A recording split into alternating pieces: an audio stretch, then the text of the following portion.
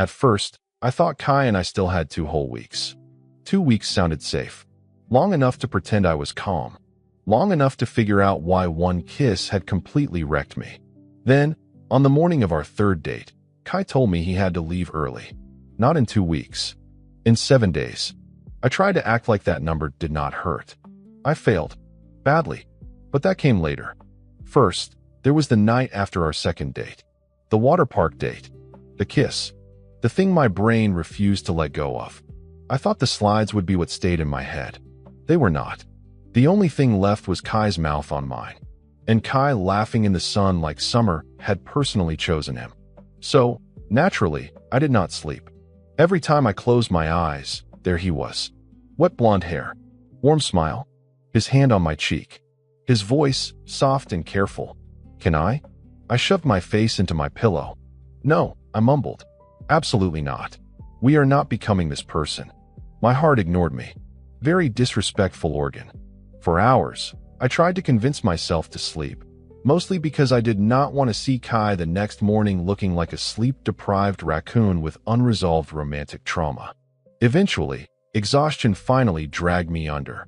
When I woke up, sunlight was already cutting across my room. Bright, aggressive, judgmental. I blinked at the ceiling, then at my clock. 10:17 a.m. I sat up so fast my blanket fell off the bed. 10. Apparently, this was the medical consequence of staying awake all night thinking about your boyfriend. I froze. Boyfriend? Nope. Dangerous word. Unlicensed word. Emotionally explosive word. We had not even officially discussed labels beyond the fact that Kai had kissed me, held my hand, and made me feel like my entire 19-year romantic drought had ended in a chlorine-scented miracle. Still, my brain whispered it again. Boyfriend. I grabbed my phone before I could start pacing. There were 2 messages. The first one had come in at 8:03 a.m. It was from Kai. Good morning. Did you sleep okay? My chest immediately did something embarrassing. The second one had arrived 30 minutes ago. Also Kai. Do you want to go somewhere today? I stared at the screen, then smiled. Then realized I was smiling and immediately tried to stop, because smiling at a phone alone in your bedroom felt like evidence. I typed, deleted, typed again, deleted again because my first draft sounded like I had been raised by nervous woodland animals. Finally, I sent. Sorry, I just woke up. Yesterday was really fun. Like, so fun that apparently I slept until 10 like a Victorian child recovering from emotional illness. I dropped the phone onto the blanket. It buzzed almost instantly. Kai had replied, That sounds serious. Should I send soup? I laughed. Out loud. Alone. Tragic. I typed back. Soup may not be enough. Do you want to go for a walk today? I paused, then added the thing I actually wanted. Or maybe fishing? For a second, the typing dots appeared. Disappeared. Appeared again. Kai's reply came after a second. Fishing. I've never tried that before. My stomach dipped. Maybe that sounded too random. Maybe fishing was not exactly third date material.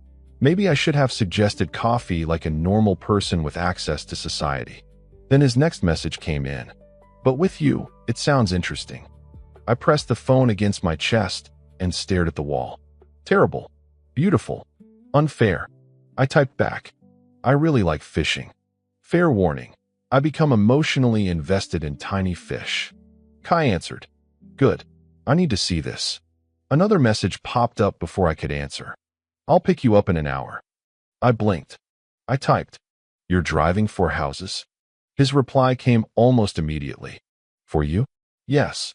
My face went hot all over again. 1 hour. Kai was coming here. For me. Voluntarily. In a vehicle. I looked down at myself. Wrinkled shirt. 1 sock. Hair doing something that belonged in a weather report.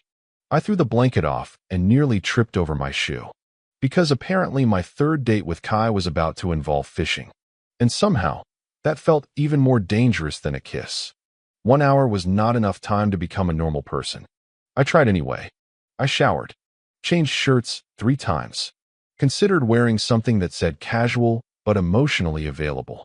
Eventually, I landed on a faded blue t-shirt, jeans, and sneakers, because fishing did not require romance armor. Probably. When Kai pulled up in front of my house, I was already waiting near the porch, pretending I had not been looking through the curtain for the past 7 minutes. His car stopped by the curb. I walked over with my fishing bag in one hand and my dignity nowhere in sight. Kai smiled when I opened the passenger door. Hey. Hi. I climbed in, immediately aware that the car smelled like him.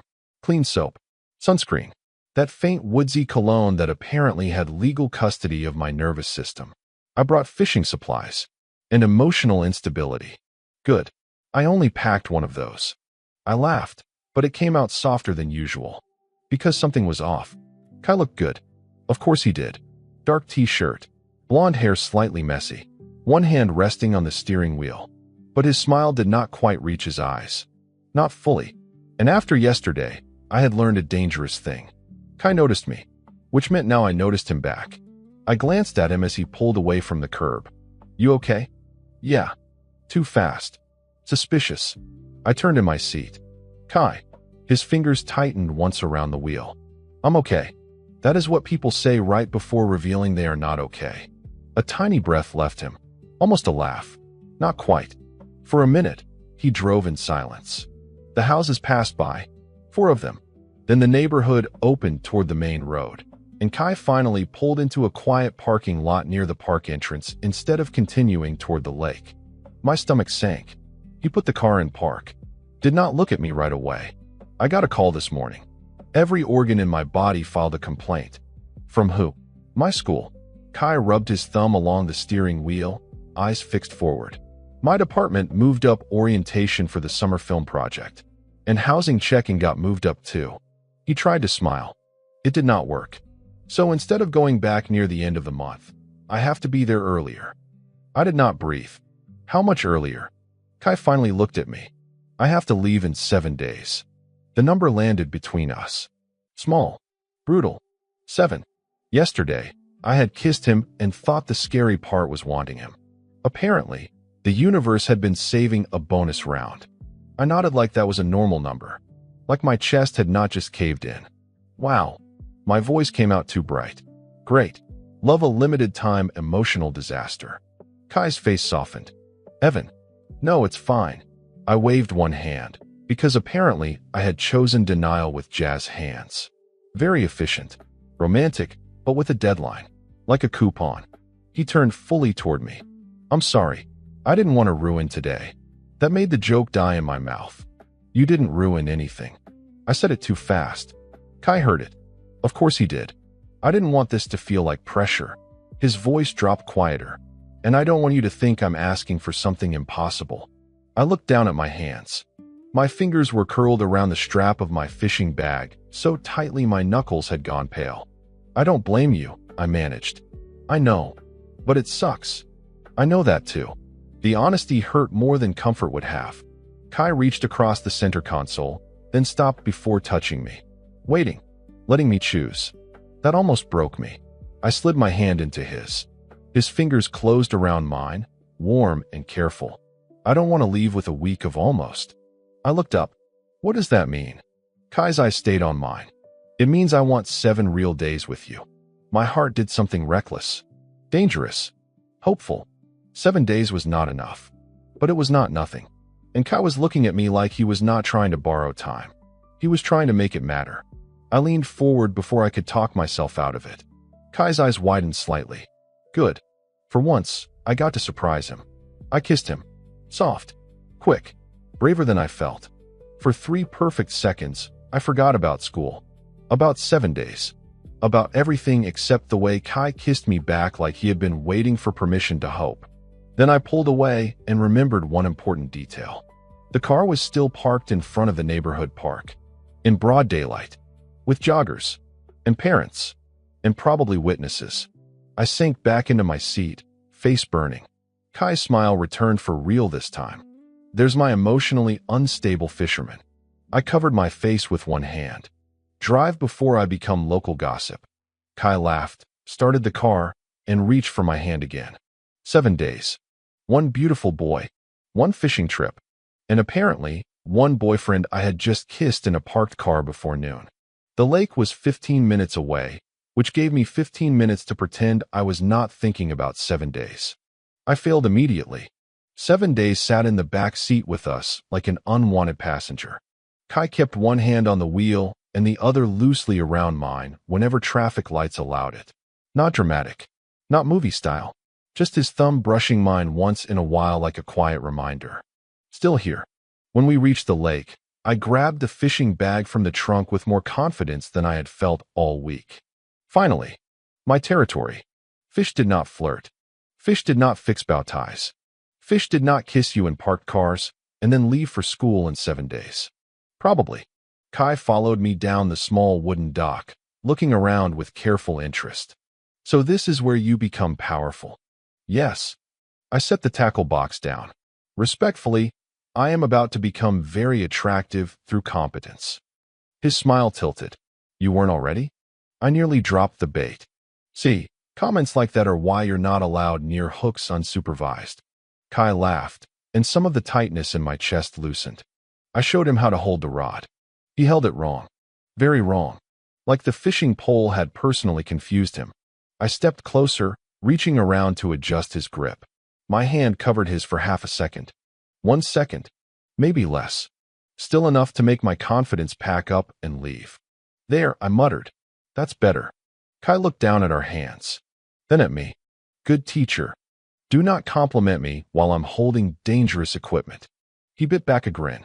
A few minutes later, after Kai had cast his line exactly 3 feet into the water and looked unfairly proud of himself, I noticed the small camera in his hand. I blinked. Are you filming the lake? Kai glanced at the screen. Kind of was a suspicious answer. I leaned over. The camera was not pointed at the lake. It was pointed at me.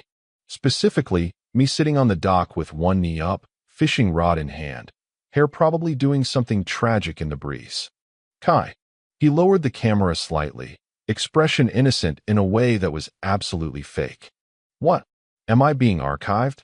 His smile softened behind the camera. Preserved. My chest did something quiet and dangerous.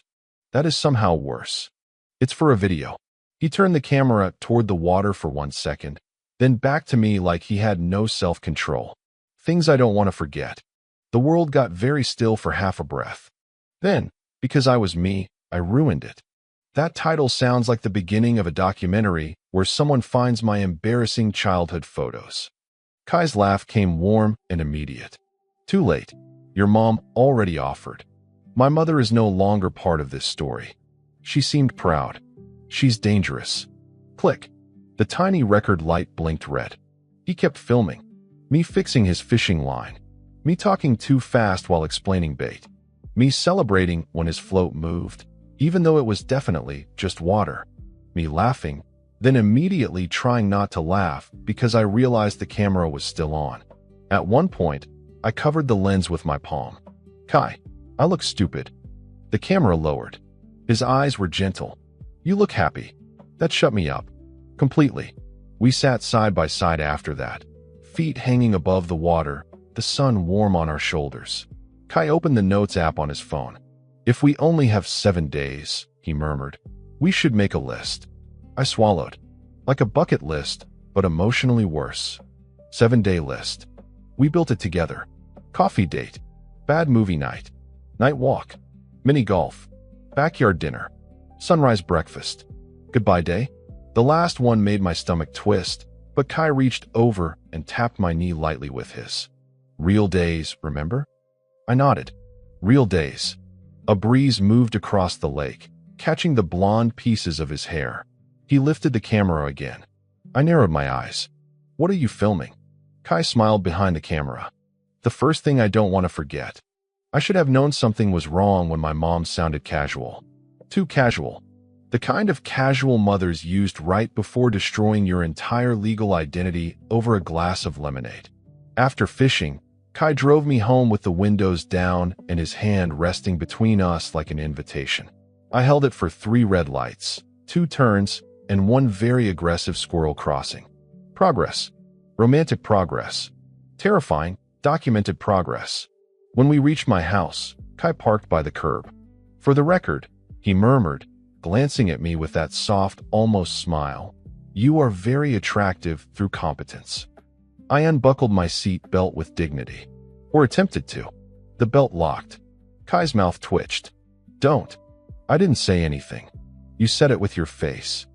He laughed, and I got out before I did something reckless. Like kiss him again. In that soft golden hour light. Directly in front of my home.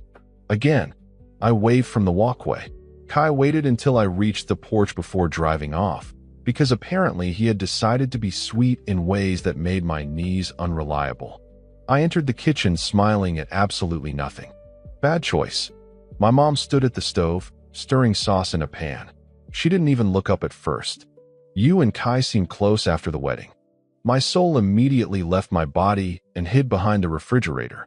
I grabbed a glass from the cabinet. Too loudly. Yeah, I mean, he's my age, so it's easy to be friends. I filled the glass with water, and Isabel kept saying we'd get along. So, you know, friendly, normal, friendship. Mom glanced over her shoulder. A small smile. Dangerous. Oh, so just friends. Yes. I nodded too fast. Exactly. Friends. She turned the stove down. Friends who kiss in cars. I inhaled water. Incorrectly. My lungs rejected the concept. I coughed so hard I almost saw my ancestors. Mom, my voice cracked. You saw that? She leaned back against the counter, calm as a judge in a sitcom. This morning, I was driving back from the grocery store and passed the park entrance. I stared at her. The park entrance. The same park entrance where Kai's car was parked very still. I stopped breathing, and suddenly I was 6 years old again, standing beside her dead flower pot, pretending I had no idea why the plant was buried under my toy truck. My throat tightened. I'm sorry. Her face changed instantly. Sorry. She stepped closer. For what? I looked down at the glass in my hand. The kitchen blurred a little. For not telling you. My voice came out smaller than I wanted. For liking him. For Evan. Her hand touched my chin and gently lifted my face. Not dramatic. Just steady. Liking boys is not something ugly. I stopped breathing. Her eyes were warm, but serious. I'm your mother. I can see who my son is. Something inside me cracked. Not in a bad way. Like a door opening after being stuck for years. You're not disappointed? Oh, honey. She brushed her thumb under my eye before I could pretend I wasn't tearing up. I care that you're happy. That's all. I let out a breath that felt too big for my chest. Thank you, Mom. She smiled. You should thank Luke. I froze. Slowly. Very slowly. I looked at her. Luke. Yes. Luke. A terrible realization crawled up my spine wearing boots. How long have you known? Mom stirred the sauce again, way too pleased with herself. About 3 days after you told him. I gripped the counter. Damn it. Luke, you traitor. He loves you. He has a weird way of showing it. He was careful. Her voice softened. And he was worried you'd spend too many years being scared of something you didn't have to hide. That shut me up. Unfortunately. Then the front door opened. Dad's voice carried in from the hallway. What movie scene are you two acting in? I grabbed my water like a shield. Hi, Dad. Bye, Dad. Then I escaped upstairs with the speed of a fugitive. Behind me, Mom answered smoothly. The scene where our son thanks me for cooking his favorite food. In my room, I collapsed against the door and called Kai before my courage could evaporate. He answered almost instantly. Evan. My mom knows. Silence. Not a bad silence. Just the kind that made my entire skeleton prepare for paperwork. Kai's voice came softer. About us. I stared at my closet door. Us. My face went hot all over again. Apparently, I had survived coming out to my mother. But one tiny word from Kai still had the power to ruin me. Yeah, I breathed. About us. Is she okay? She's completely okay. I sank onto the edge of my bed. Like, terrifyingly okay. She told me liking boys isn't ugly, and that she just wants me happy. Kai exhaled. Long. Relieved. That's really good, Evan. The way he said it made my chest hurt. Not badly.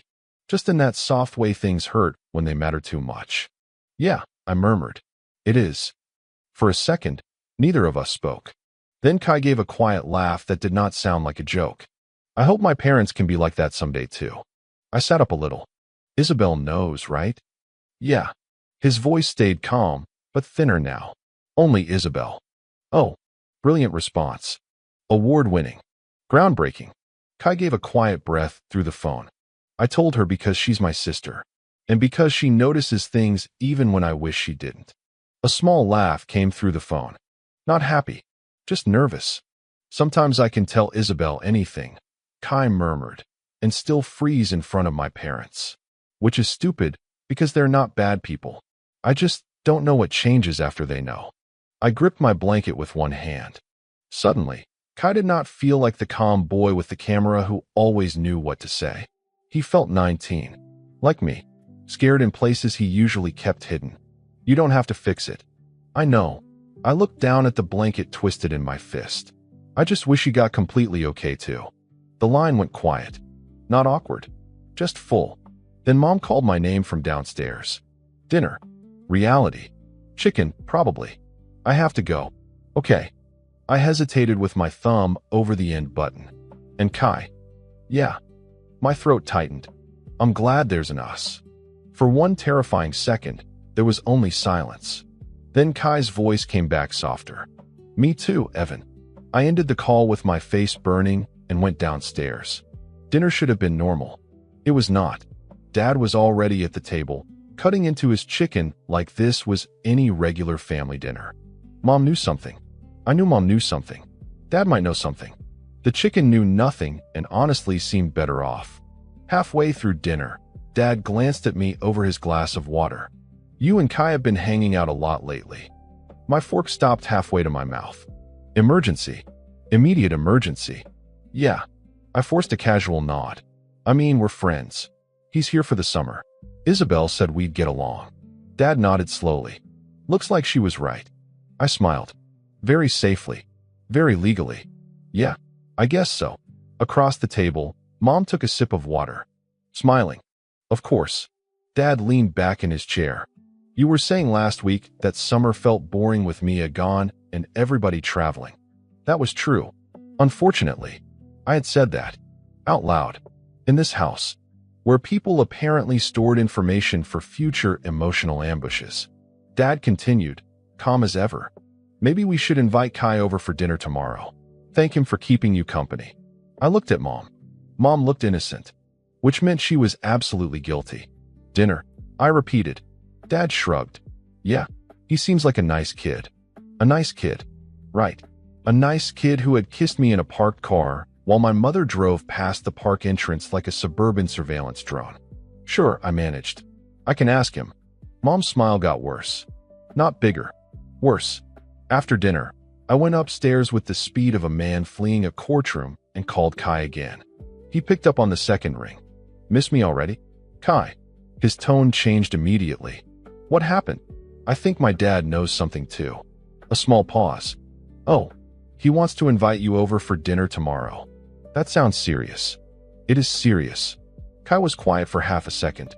Then, because he was Kai, his voice warmed with amusement. Should I dress like I'm meeting your parents on purpose? Kai, don't joke. I dropped onto my bed and stared at the ceiling. This is important. The teasing disappeared. Okay, I'm serious. My fingers twisted in the blanket. Are you sure you want to come? Evan. One word. Soft. Steady. Terrible for my nervous system. I'll come tomorrow. And whatever happens, I want you to know I still want to be with you. My entire body forgot how to be normal. Again, that sounded like a confession over the phone. Kai's laugh went quiet. I already confessed with a kiss.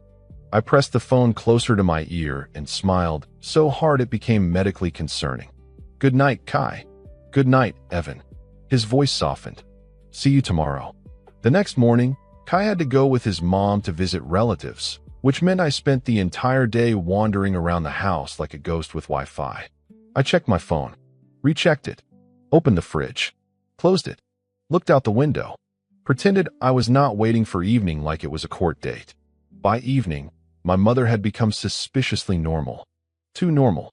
The kind of normal that made me trust nothing. She chopped vegetables, hummed, asked if Kai liked pasta, smiled when I dropped a spoon. That smile had knowledge in it. Terrible knowledge. When Kai arrived for dinner and our planned bad movie night, I opened the door before he could knock because I had been standing in the hallway like a security guard for 12 minutes. He looked at me, then at the fact that I was already holding the door open. Were you waiting for me? No, too fast. This is where I live. I'm allowed to stand near entrances. His mouth curved. Good to know. He stepped inside, and my house immediately felt different. Not bigger, not smaller, just aware. Like every wall had leaned closer to watch me embarrass myself. Mom appeared from the kitchen with the calm smile of a woman who had seen me kiss a boy in a car and chosen violence through politeness. Kai, hi. Dinner's almost ready if you're hungry. Kai straightened slightly. Thank you, Mrs. Parker. It smells amazing. Mrs. Parker. Formal. Respectful. Unfortunately adorable. I wanted to be proud of him and also hide under the entry table. My dad walked in from the living room, wiping his hands on a towel. Mom had clearly talked to him before Kai arrived, because he was acting normal in the careful way dads act normal when they're trying very hard not to scare their sons. Kai.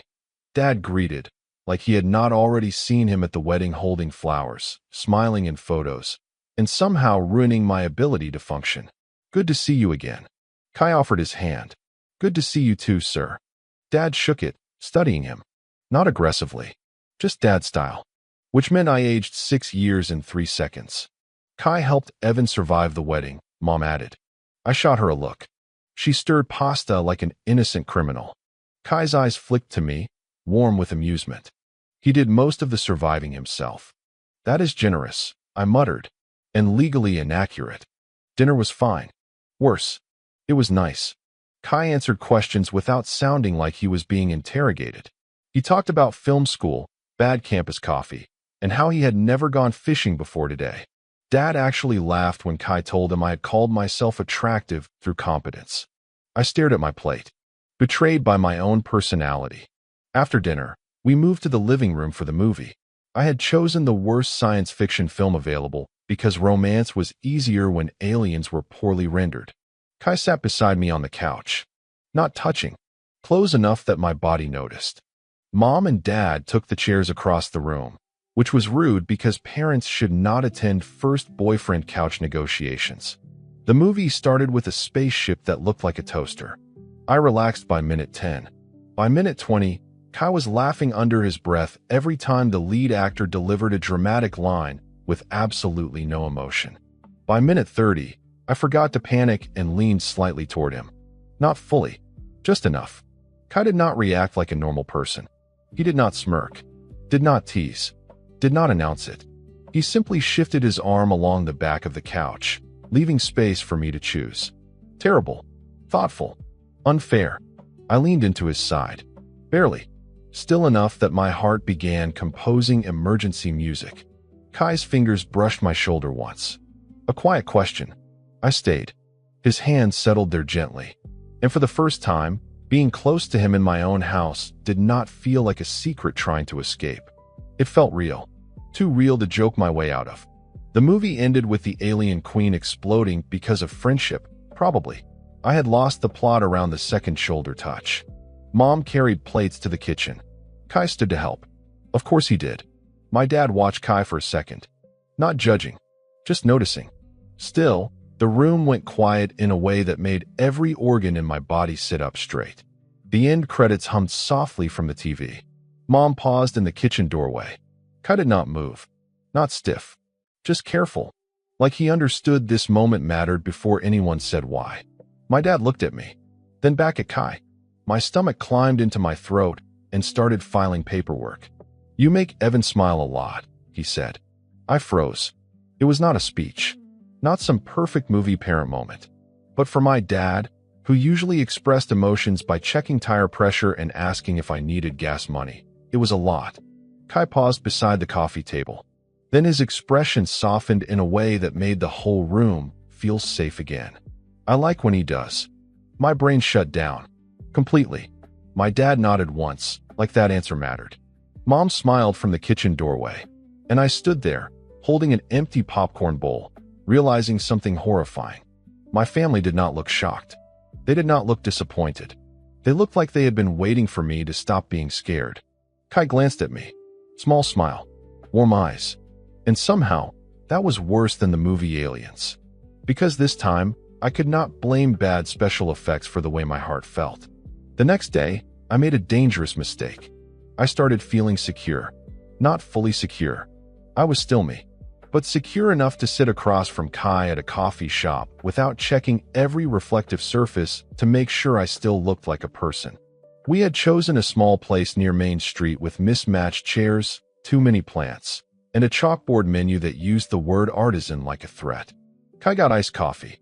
I got lemonade because caffeine and romantic anxiety together felt like a lawsuit. For almost an hour, everything was easy. Kai told me about a short film he made freshman year where the sound equipment failed, so half the dialogue sounded like it had been recorded inside a washing machine. I told him about the time I tried to impress my 8th grade crush by pretending I knew how to skateboard and immediately introduced my face to concrete.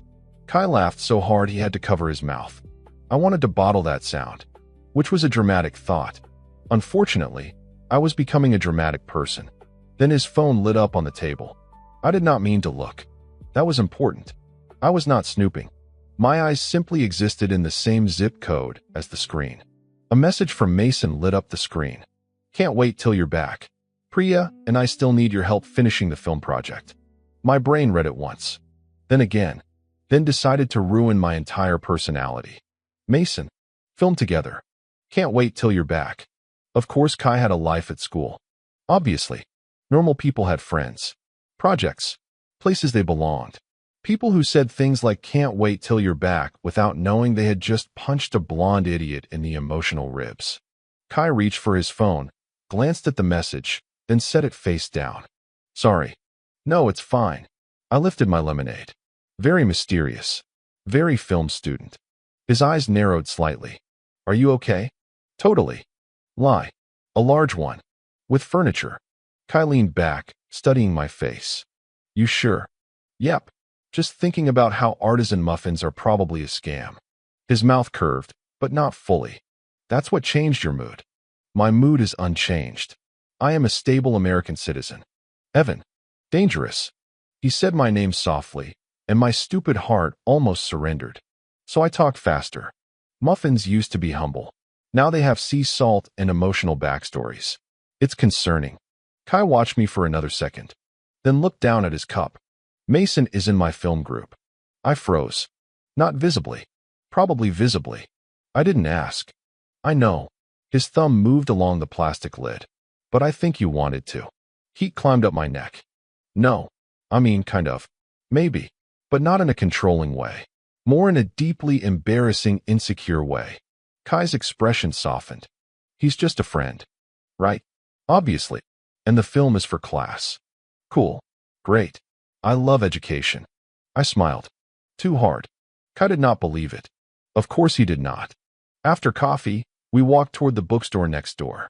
He stayed close, but something had shifted. Not broken. Just tilted. Inside, rows of paperbacks made quiet aisles around us. Kai picked up a movie trivia book and tried to show me a ridiculous fact about shark films. I laughed. Late. Wrong. His smile faded a little. At the end of the aisle, his fingers brushed mine. A careful reach. A question. Yesterday, I would have grabbed his hand and quietly died of happiness. Today, fear moved faster. I stepped toward a shelf and picked up the first book I saw. It was a cookbook. For air fryers. I did not own an air fryer. Kai's hand dropped. The silence after that felt louder than anything he could have said. I stared at the book like fried chicken had answers. For the first time since our first kiss, Kai reached for my hand. And I pretended not to see it. I spent the rest of the afternoon becoming a professional coward. Kai texted me after the bookstore. His message was simple. Did I do something wrong? I stared at the message for 8 minutes. 8. A full presidential term in emotional avoidance. Then my phone rang. Kai. I watched his name glow on the screen until it stopped. That felt worse than not answering the text. Because now I was not just being insecure. I was being unfair. A minute later, another message appeared. You don't have to call. I just wanted to hear your voice if you wanted to talk. I hated how gentle that was. I hated that he was still giving me room, even after I had stepped away from his hand like it had burned me. Finally, I typed, "No, sorry. Just tired." Which was technically true. I was tired. Of feeling too much. Of wanting someone who was leaving. Of watching one name on a phone screen turn me into the kind of person who owned insecurity and apparently air fryer cookbooks. Kai replied a few minutes later. "Can I see you tonight?" My thumb hovered over the screen. Every self-protective instinct in my body whispered, "Say you're busy." Unfortunately, my heart was an idiot. I sent back one word. "Yeah." He picked me up after sunset. No big plan. Just a walk around the neighborhood, past quiet houses and sprinklers ticking across lawns. The air smelled like cut grass and somebody grilling burgers 2 streets over. Normal American suburb stuff. Except I was walking beside the boy who had kissed me, filmed me, called me real without using the word, and now felt slightly too far away even with only inches between us. Kai kept his hands in his pockets. That hurt more than it should have. Not because he was punishing me, because he was giving me space. And I hated that I had made him think I needed it. For once, Kai did not fill the silence. That was worse. Usually, he gave me an opening, a joke, a soft little look that made it easier to climb out of whatever emotional hole I had thrown myself into. Tonight, he just walked beside me. Quiet, careful, like he was afraid one wrong word would make me step farther away. And the worst part was, I had done that. I had made him careful. We reached the sidewalk near the little park where families brought dogs and teenagers pretended they were not vaping behind the basketball court. Kai finally stopped under a street lamp. "Are you pulling away because I'm leaving?" Direct hit. No warning. No mercy. I looked at him, then immediately looked at a mailbox because apparently government-approved metal was safer. "What? No, I'm not pulling away. I'm just walking with emotional distance." His face did not change. No laugh. No smile.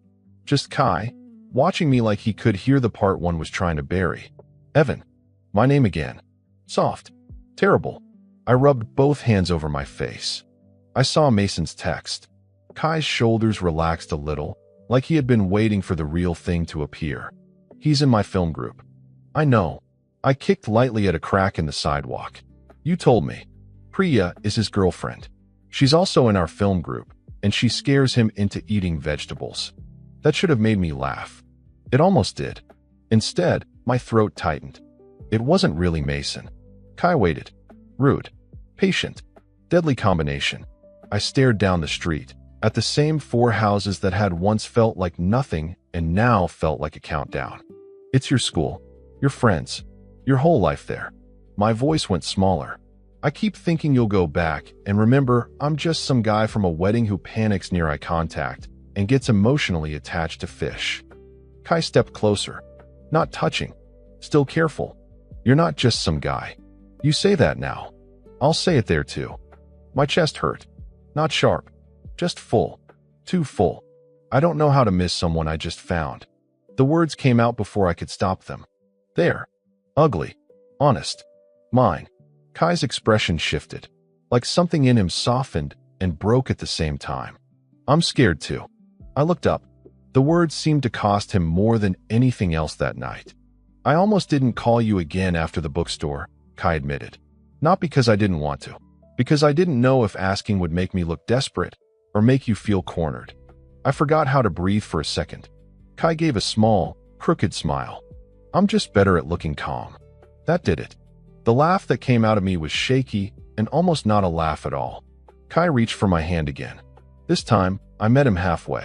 His fingers slid between mine, warm under the street lamp. "I can't promise it'll be easy." His thumb brushed my knuckles. "But I can promise I'm not going back to school to forget you." I swallowed. "Can we start smaller than forever?" "Yeah." "Text me when your coffee is bad?" "Absolutely." "Call me when your film people get dramatic?" "Constantly." "And don't let Mason's vegetable girlfriend intimidate you." Kai smiled for real. No promises. For the first time all day, breathing felt possible. Then Kai's smile faded just a little. "There's one more thing." I hated those words immediately. He looked down at our joined hands. "I leave in 3 days." The countdown stopped being a number in my head. It became his hand holding mine. and the fact that I already didn't want to let go. I looked at him under the street lamp. For once, no joke came fast enough to save me. Kai's thumb brushed my knuckles once. A question. A promise. A tiny, impossible thing. So I answered before fear could start talking again. I kissed him. Not quick this time. Not reckless. Slow. Careful. Like if we moved too fast, the 3 days between us would break open and spill everywhere. Kai went still for half a breath. Then his free hand lifted to my cheek. His fingers were warm. A little unsteady. That ruined me more than the kiss. When we separated, the whole neighborhood was quiet except for a sprinkler ticking across someone's lawn. Kai looked at me like he was trying to memorize the shape of this moment too. I'm still scared, he whispered. My throat tightened. Me too. His hand stayed in mine.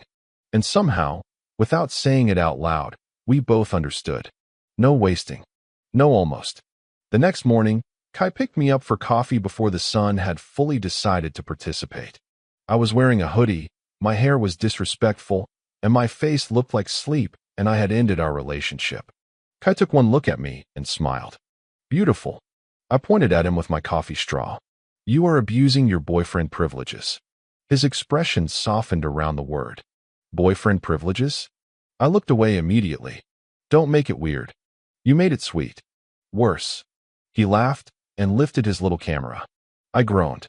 No, not this early. I look like a haunted pancake. Kai checked the screen. A cute haunted pancake. That is not a compliment recognized by the government. By afternoon, somehow, we ended up at another movie theater. Different movie. Same problem. Kai sat beside me in the dark, close enough that my brain respectfully resigned from following the plot. When we walked out, the sun was lower, the pavement was still warm, and I could not have told anyone the main character's name if national security depended on it. Kai looked amused. Did you like the movie? I nodded with great confidence. The chairs were comfortable. His smile widened. You're cute when you lie. I pretended not to smile when he called me cute again. The next day was mini golf. I arrived with confidence. Too much confidence. Kai handed me a blue putter and looked deeply amused. You look ready. I am ready. I pointed the putter toward the tiny plastic windmill. That thing is about to fear me. 3 minutes later, my ball bounced off the windmill, rolled past the hole, left the course completely, and disappeared into the parking lot. Kai lowered his camera. Slowly. Should I stop recording? Yes. He looked toward the parking lot. Your ball wanted freedom. It was kidnapped by poor course design. Kai laughed so hard he had to lean on his putter. I should have been embarrassed. I was. But then he looked at me through the camera, still smiling, and somehow losing by 11 points felt less like failure and more like evidence. Evidence that I had been here. Laughing. With him. Click. The camera gave a soft beep between us. For some reason, that tiny sound made the moment feel permanent. Kai lifted the camera again. If this ends up in your film school portfolio, I'm suing. It's not for school. The joke in my mouth went quiet. Kai's eyes stayed on mine over the camera. It's for me. That day, backyard dinner became the quietest thing on the list. Burgers. Chips. Lemonade. Dad pretending not to watch us. Mom pretending she had not absolutely planned this. After dinner, Kai and I sat on the porch steps. We sat close enough for our shoulders to touch, both of us pretending the word leaving was not sitting quietly between us. Our last full morning together came too fast. Sunrise breakfast. Because apparently we had become people who did romantic things before 7 a.m., which felt illegal but looked good in soft light. We ate pancakes at a diner where the waitress called us honey and kept refilling Kai's coffee like she had adopted him. Kai filmed my hand drawing tiny circles in syrup with a fork. Then me noticing. Then me glaring. Then me laughing because he looked too pleased with himself. Later, we went back to the lake. One more fishing trip. This time, Kai caught a fish. A tiny one. Barely a fish. More like a silver leaf with ambition. But he looked so proud that I nearly dropped my rod. I did it. You did. I grinned. You are now emotionally bonded to lake life. He held the fish carefully before releasing it back. Then he turned the camera on me. I did not hide this time. That was new. Scary. Nice. When evening came, We stood beside his car outside my house. The air felt too quiet. Kai reached into his pocket and handed me a small USB drive. My stomach tightened. What's this? His smile was soft. Don't watch it yet. When do I watch it? Kai looked at me for a long second, like he was filming me even without the camera. After I leave. I curled my fingers around the USB, and suddenly 3 days felt like both everything and not enough. The next morning felt suspiciously normal. That was the cruel part. The sky was blue. Birds were yelling in the trees like nothing tragic was happening. Somewhere down the street, a lawnmower started. And 4 houses away, Kai was putting his suitcase into the back of his parents' car. I stood on his driveway with my hands in my hoodie pocket, trying very hard not to look like a boy experiencing emotional structural damage before breakfast. Kai glanced over from the trunk. His smile was there. Smaller than usual. Still mine. You came. Obviously. I lifted one shoulder. I had to supervise the luggage. Make sure it didn't steal you. That got a laugh out of him. Barely. But enough. His parents gave us space after saying goodbye to me, which was kind and also horrible because privacy meant feelings could attack directly. Kai walked over, stopping close enough that my heartbeat immediately lost professionalism. I looked at his shoes. Bad idea. Shoes were leaving too. Don't say goodbye like it's a funeral. His voice was soft. My throat tightened. Then don't leave like it doesn't hurt. Kai's face changed. For 1 second, all the calm slipped. His hand moved first, then stopped. It was shaking. Not much. Just enough for me to see it. I hate this part, he whispered. That broke something soft in me. He reached for me, and I stepped into him before fear could file paperwork. His arms wrapped around me. Warm. Solid. Not enough. I pressed my face into his shoulder and breathed him in like I could store it somewhere useful. Soap. Cologne. Kai. You'll call. My voice came out muffled. Every day I can. Text. Too much. Good. His hand moved gently along my back. And you'll send pictures? I nodded against him. Terrible ones. Emotionally unstable ones. My favorite kind. I pulled back just enough to look at him. There were 100 things I could have said. Something mature. Something beautiful. Something worthy of a movie scene. Instead, I grabbed the front of his shirt lightly and kissed him. Short. Brave. Mine. Kai went still for half a second, then kissed me back like the whole driveway had disappeared. When we separated, I stepped back first before my knees could officially resign. But his eyes stayed on me. I'll see you soon. I nodded. Yeah. The car door shut. The engine started. Kai waved through the window, and I waved back like my arm belonged to someone stronger. Then the car pulled away. And just like that, Kai was no longer 4 houses down. My phone buzzed before I made it home. A message from Kai filled the screen. Now you can watch it. I sat on the backyard swing with the USB plugged into my laptop, my knees pulled up, and my entire chest bracing for impact. The first sound in the video was not music. It was that tiny camera beep. The one I had started to recognize. Then the video started with the lake. Sun on the water.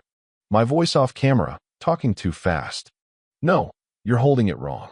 Not criminally wrong, but concerning. Then me laughing. Me hiding behind coffee. Me losing at mini golf and accusing a plastic windmill of corruption. Me at sunrise, hair messy, eyes half closed, smiling at Kai like I had no idea I was doing it. Kai's voice came over the footage. I thought 7 days would be too short to matter. My breath caught. Then I met you. The screen changed to me on the dock, sunlight caught in my blonde hair, one hand over the camera lens. And suddenly 7 days felt like something I was going to remember for a very long time. I wiped my cheek with my sleeve. Rude.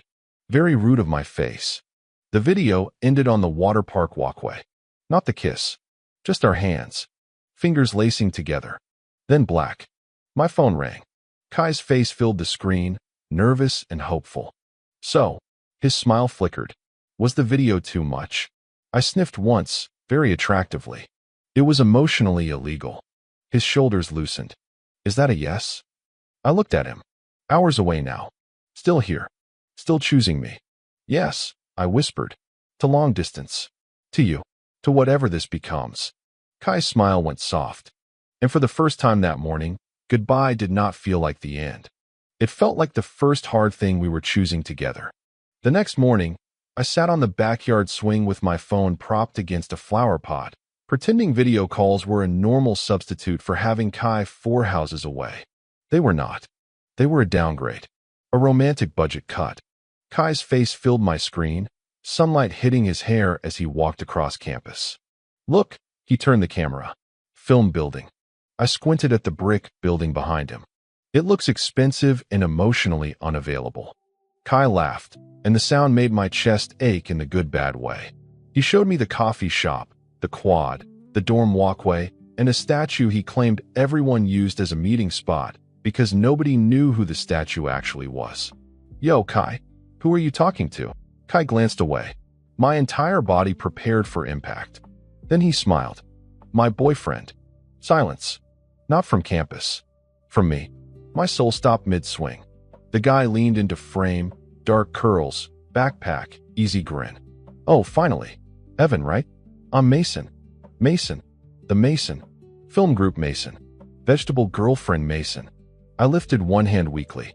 Hi. I am currently surviving a public label. Mason laughed. Good luck with him. He's been smiling at his phone like an idiot all morning. Kai shoved him lightly out of frame. Go to class. I stared at Kai, face burning. You just used a very dangerous word in public. Boyfriend.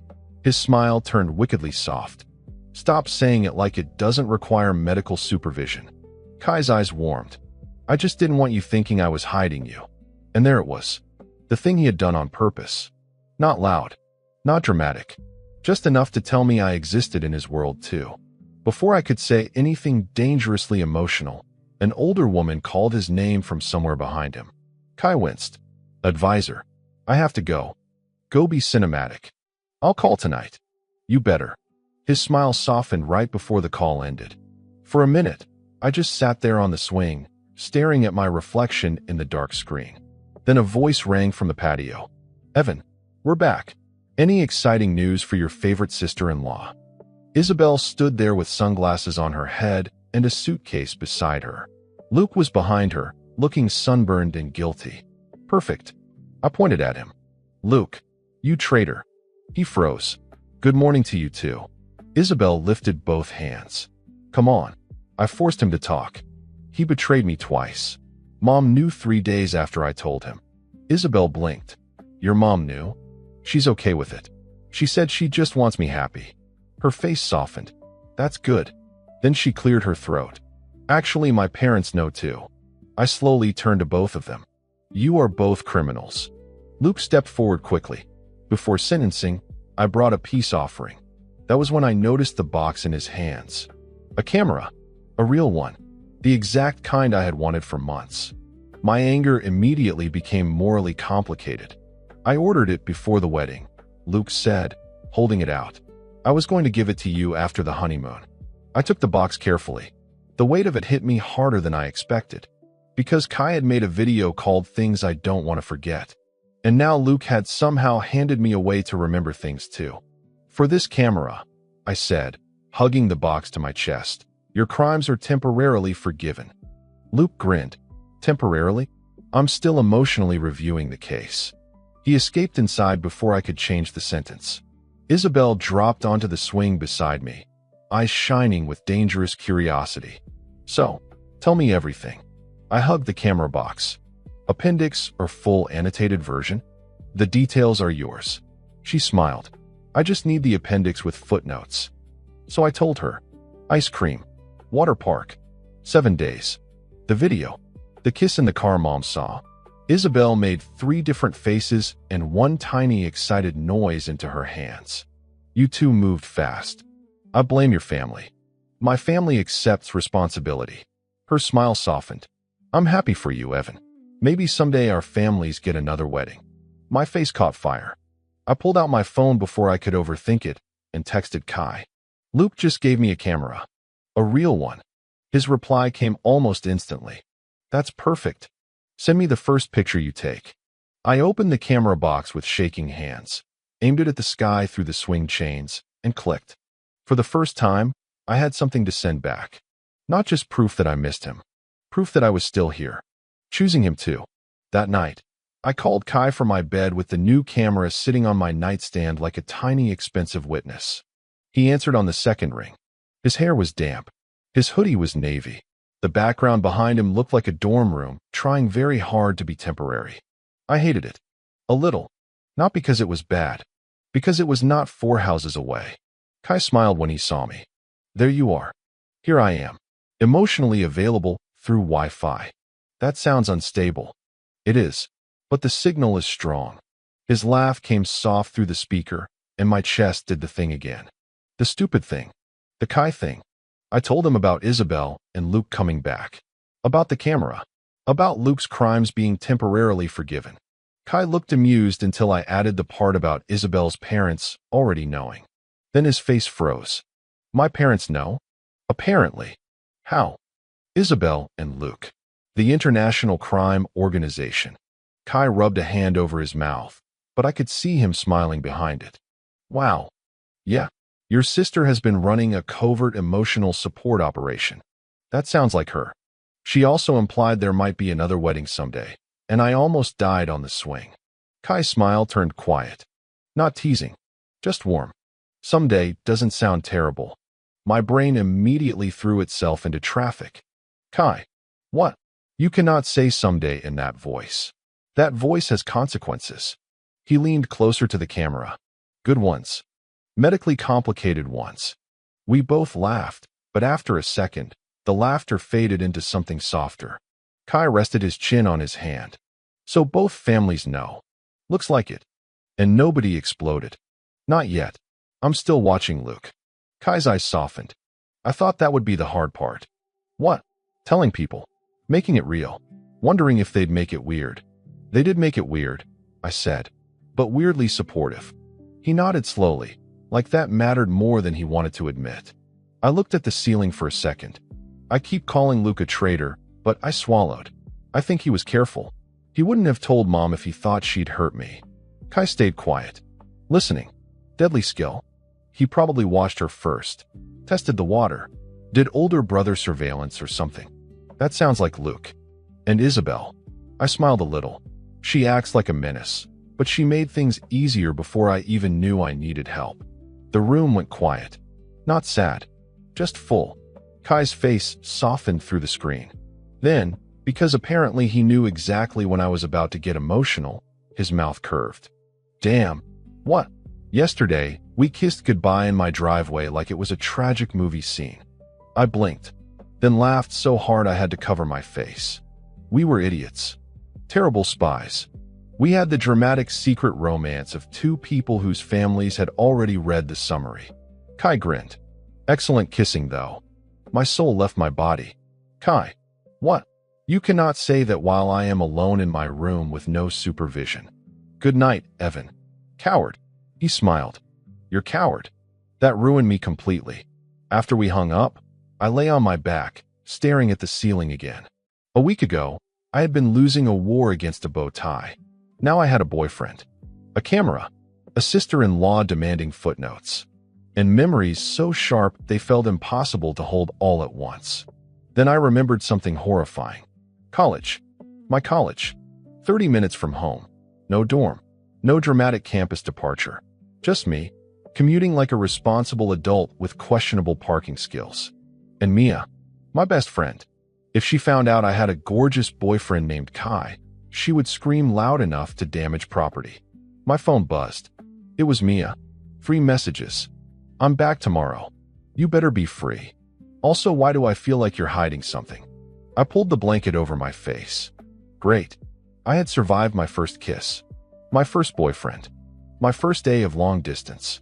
And now I had to survive telling my best friend. Honestly, the entire water park had been less terrifying.